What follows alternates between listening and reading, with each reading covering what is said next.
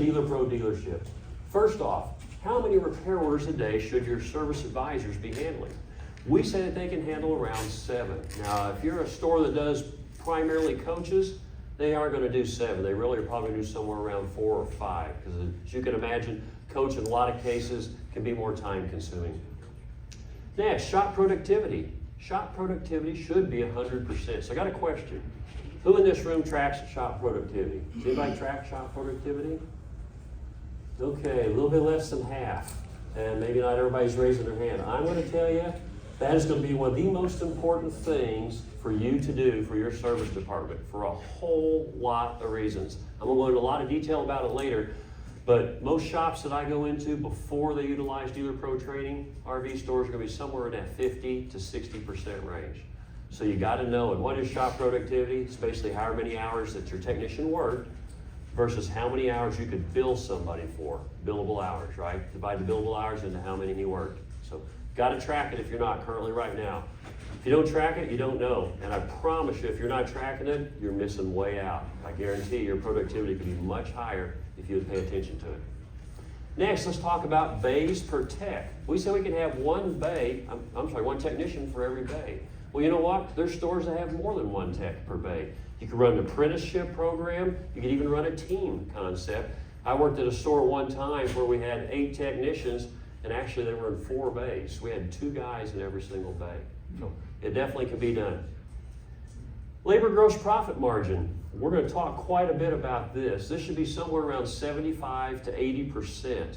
And I will tell you that other than your tech productivity, this is another thing that is hugely important, and not a lot of people really understand what it is. So I'm going to go into more detail about that later. Next, let's talk about our parts gross profit margin. I'm talking about all pay types. Internal, external, and warranty, 35 to 40%. Your external or your retail business should really be in the 40 to 45% range. Your warranty, you can't really control that. You can control your internals. And we highly recommend that you run your internal rate the same rate as you run your retail or external business. That's a good question. Show of hands, how many in here do have the same rates on internals as on the retail? Okay, not quite half. For those of you who aren't doing it, I'll tell you you're missing out, and I know you've got all kinds of reasons as to why you don't do it. But think about it this way. If I charge myself less than what I charge my customers, but yet I pay my employees some sort of a commission based on how much business goes to the shop. Well, if I was a service manager, and if I get paid a higher rate for retail and external than I do for internals, which one's going to be my priority to get through the shop? Right? And secondly, it's your building. You're paying for that bay, and you're paying to generate money out of it. So I highly recommend internal and external rates being the same. Next, let's talk about number of technicians per advisor. We say a good ratio is that you should have somewhere between 3 to 4 technicians for every 1 service advisor. And I'll tell you, more often than not, I find out the stores are understaffed. In other words, we've got a manager with no advisors and they've got 5 techs. Well, I'm telling you, if that's the case at your store, first off, thank your manager because he's busting his butt. But secondly, that guy doesn't have time. He doesn't have time to do the things that need to be done in your store to truly maximize your gross profits as well as manage your employees. So do yourself a favor. It's not an expense. And especially if you have an advisor that's got the proper pay plan, they're going to generate their income. So good ratio, 3 to 4 techs for every 1 advisor. Hours per CPRO. If you primarily do just coach work out there, you should be somewhere around 3. If you do strictly pop-ups, you'll be less than 3. But if you do pretty much any kind of towables, and including fifth wheels, you really should be 3 hours per repair order. Hours per repair order, if you do coach and body work. If you throw in the mix of body work, you should really be up around 4. And then ultimately, if you do chassis work as well as body, you should be somewhere between 5 to 7 hours per repair order. Very good thing to watch and track for all of you. Got to pay attention to it. Policy adjustment is a percent of labor sales. I go into a lot of stores that don't even track policy adjustment. So anybody have an idea what policy adjustment is? Anybody? Yes, sir. Got your hand up.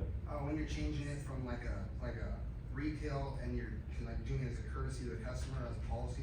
Right, absolutely. What else might be a policy adjustment? What if we break something on somebody's coach while we're doing some repairs, right?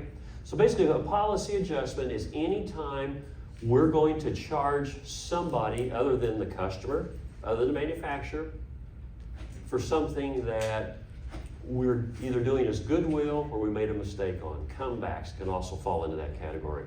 So we say it should be 1% of sales.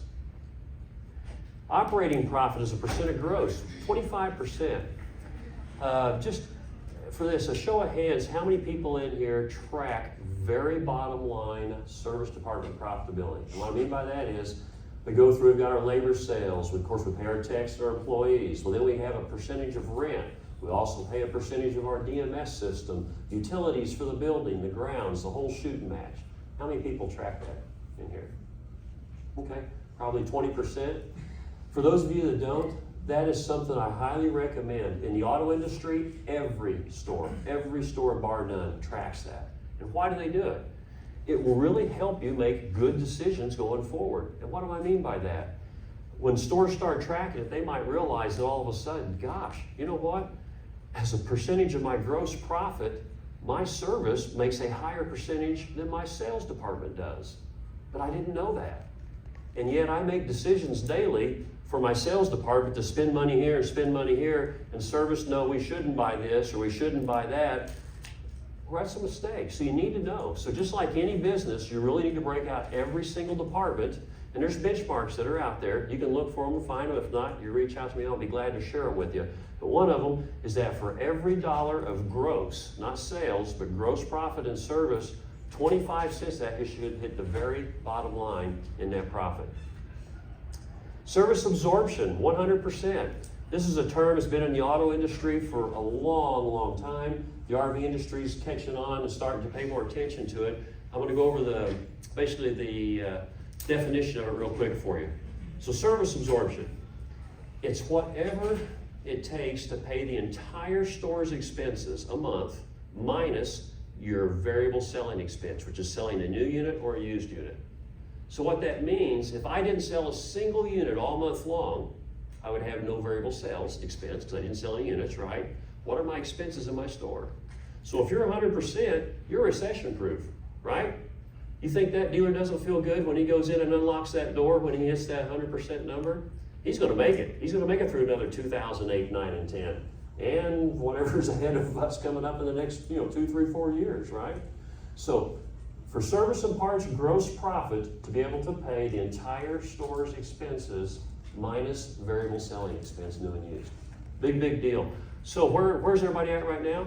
I would tell you the stores that I've been in where we actually do the calculation, the RV stores, the majority of them are going to be in that 35 to 40, 42% range. So it's really quite low. When you look at the auto industry right now is averaging 56%. And there's stores in the auto industry that are in the 80s, 90s, and even over 100%. So very important number to pay attention to.